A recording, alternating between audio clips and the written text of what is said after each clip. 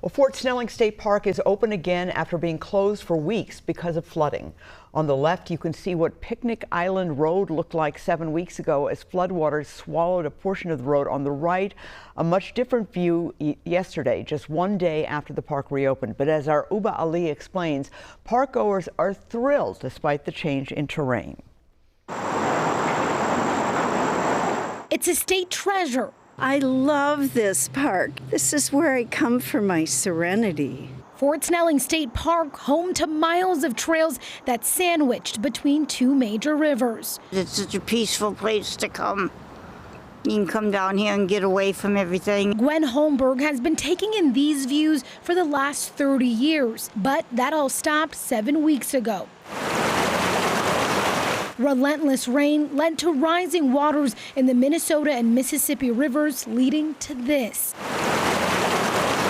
Floodwaters swallowing trails, roadways, and knocking down trees. It was one big lake that connected to the river. After weeks of cleanup, I was very excited to see it's opened. Things are just not the same. It just is sad because we're in the time of summer where there's this abundance of green, and you don't see it in those areas. Silt, rough road signs, and orange cones are hard to miss. This is a relatively easy hike usually. We're just having a few more obstacles today. But Allie Schmitz, park manager, says the cleanup is ongoing. A lot of what we were able to repair in the past few weeks is temporary for now until we can get contractors out to complete the work permanently. Yet these park goers say the change in terrain. I just wanted to come.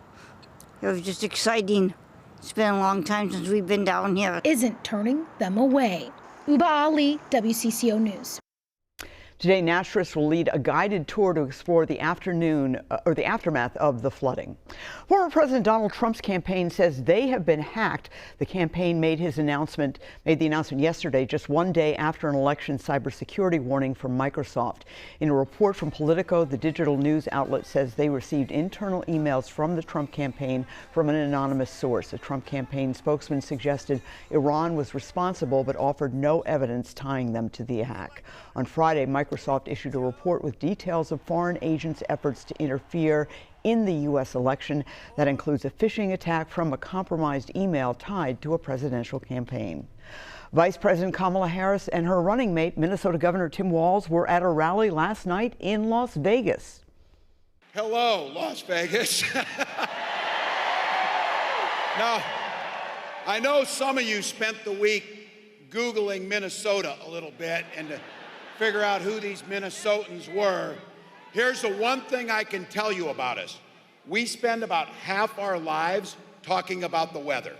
I was an elected attorney general, and before that, district attorney. And before that, I was a courtroom prosecutor.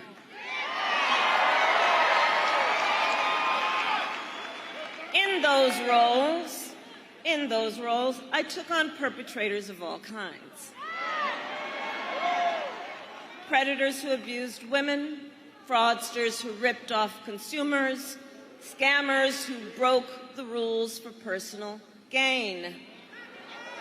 So Nevada, hear me when I say, I know Donald Trump's type. The Harris campaign is also addressing a new attack from the Trump ticket, criticism about the military career of Governor Walz.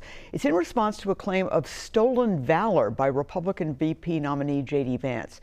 Harris's campaign released a statement saying in part, quote, "The governor misspoke. He did handle weapons of war and believes strongly that only military members trained to carry those deadly weapons should have access to them." In a video from 2018, Walz alluded to, quote, carrying weapons in war despite not seeing combat during a deployment. He was speaking about his support for an assault weapons ban at the time. The Trump campaign has sought to discredit Walz's military service in the days since he joined the Democratic ticket. Governor Walz served 24 years in the National Guard and received an honorable discharge. We also dug into other claims about Walz's time in the military, and you can find those stories on WCCO.com. Well, coming up on CBS News Sunday morning, a one-on-one conversation with President Joe Biden and CBS News Chief Election and Campaign Correspondent Robert Costa. Are you confident that there will be a peaceful transfer of power in January 2025? If Trump wins, no, I'm not confident at all. I mean, if Trump loses, I'm not confident at all. He means what he says. We don't take him seriously. He means it. All the stuff about if we lose, there'll be a bloodbath. It have to be a stolen election. Look what they're trying to do now in the local election districts where people count the votes. They're putting people in place in states that they're going to count the votes, right? You can't love your country only when you win. You can see more of that interview coming up at 8 o'clock this morning on CBS News Sunday Morning. Then after that on Face the Nation, Margaret Brennan interviews Ohio Senator J.D. Vance, Donald Trump's vice presidential pick. President Trump has said you are outstanding, but when you look at what decides elections, the vice presidential pick rarely matters. How are you going to prove him wrong? Well, I think President Trump's right about that, actually. I think most people were voting for Donald Trump or for Kamala Harris. Donald Trump delivered rising wages and a secure border. Kamala Harris has delivered an open border and falling wages relative to inflation and groceries and housing and so forth. So I think that he's actually right, that most people, when they cast their ballots, they're basing it based on who the presidential nominee is, not the vice presidential nominee. It's just straightforward political reality, and I think Donald Trump's right. You can watch the rest of that interview on Face the Nation with Margaret Brennan right here on WCCO at 9:30 this morning. At 10:30 on WCCO Sunday Morning, see my interview with Minnesota Secretary of State Steve Simon talking about battling election misinformation.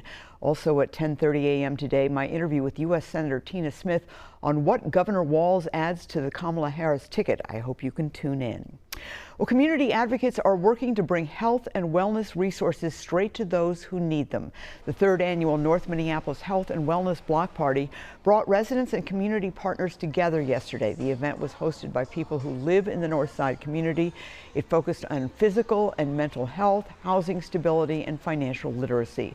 One organizer we talked to says the growth of the event is also helping them achieve better results. And what we realized is much easier to bring a bunch of activations on ground where people can come and just, stop at each booth and get the resources that they need, whether it's information, whether it's, setting up meetings or, something for later. Organizers say this block party is growing. They say 33 new partners came on board for this year's event.